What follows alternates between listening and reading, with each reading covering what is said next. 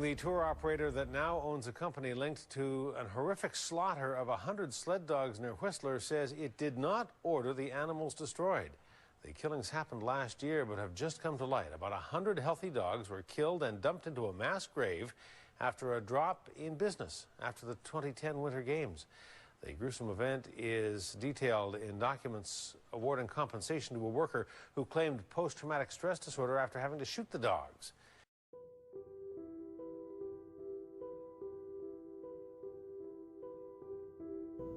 The first time I heard about this was on the news. I was floored, complete shock. Very tragic event, actually. Just to give you a little bit of a rundown, this man, Robert Fawcett, was working for this company, Outdoors Adventures. And anyways, he slaughtered 56 dogs and dumped them in mass grave. I find it very disturbing to know that animals are at our mercy. And not only that this is a reality, but some people with the responsibility for animal welfare are sometimes bad.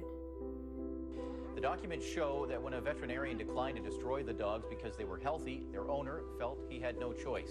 The dogs were part of a pack of more than 200. The WorkSafe documents say that at one point, the worker had to get into the mass grave to finish off one of the animals. The SPCA calls the killings horrifying and a massacre. This was a place where terrible, horrible things happened, right where you're standing and right here. This is where they were shot. This is where they died horrible deaths, and while other animals watched them die and were probably terrified and pulling on the end of their chains trying to get away while their friends and family were massacred. What really affected me by it is also this action of animal cruelty, but also that it happened here in Canada.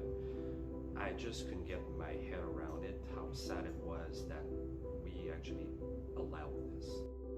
Throughout these 10 years, I decided to start working on an art exhibit about it. Now, this said, I didn't really know how to present that and how to create an event so dark in some ways through my art. Finally, what I decided to do is just remember these little dogs individually. So I have made 56 little pieces of these dogs. Of course, they're fictional, it's not their real portrait, but you get the idea.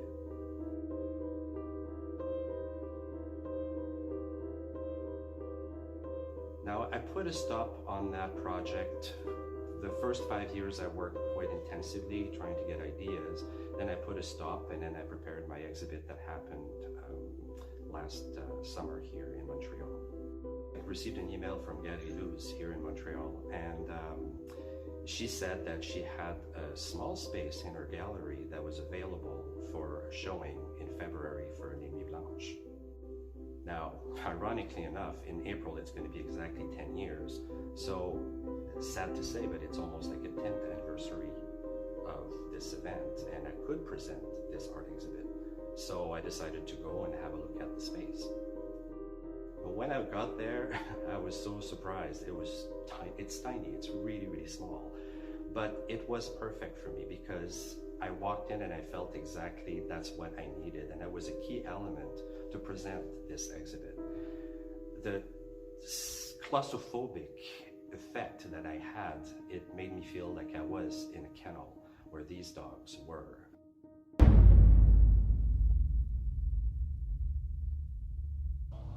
Bob Fawcett goes into great detail about a few of the dogs, and Nora was one of them. And he indicates how he missed the shot with Nora, and he blew off part of her head, and so there was an eye hanging out, and Nora was running around. And so when our constables found Nora, which is, you know, incredible that she was a bit preserved in one sense, being able to then identify this is exactly what happened. It was Dr. Melinda Merck, a veterinary forensic pathologist, who identified Nora.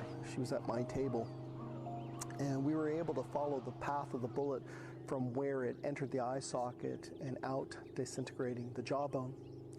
We're even able to trace where Bob Fawcett had sliced Nora's throat and able to show that from the blood that accumulated within the muscle layers that Nora, in fact, had died a slow and painful death over several minutes.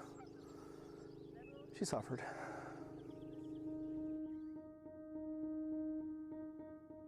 Nora was the last element to the exhibit that I had to do. It took me a long time to gather ideas on how to represent the tragic death of Nora.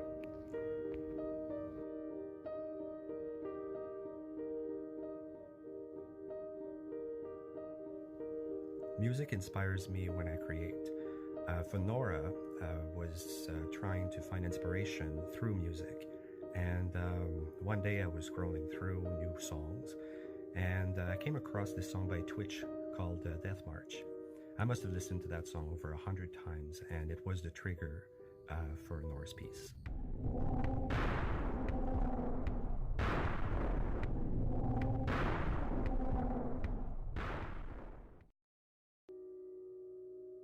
My friend Marie-Ève Marion, Le Trèfle à quatre pattes, was writing her book about animal abandonment, all kinds of stories that she put together, a wonderful book.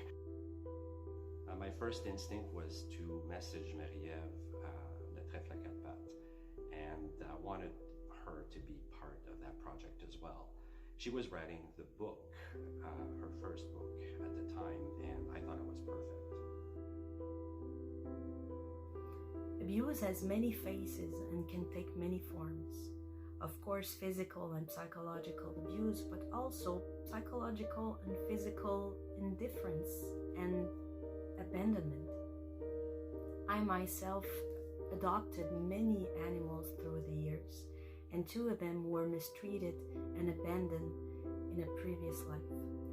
So of course my motivation to write the book Le Trèfle à quatre pattes was stronger because of those 2 little ones. And I wanted to do something to help other animals in the same situation. So through this book, I wish to encourage not only responsible adoption, but certainly the awareness that an animal is a being of needs and emotions, and he deserves to be cherished and loved all his life.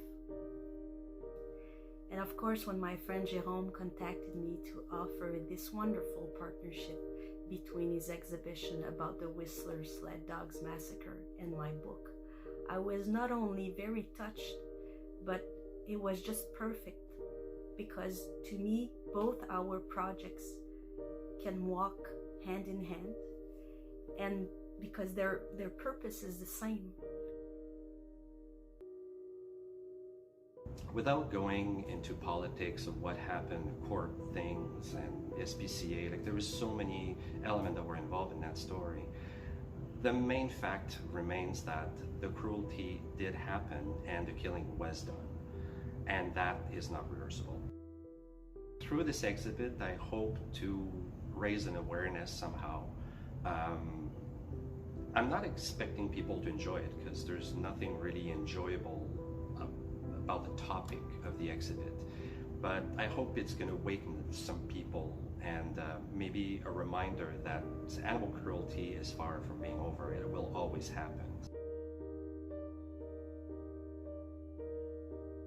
And it's our way to fight against animal animal abuse. abuse.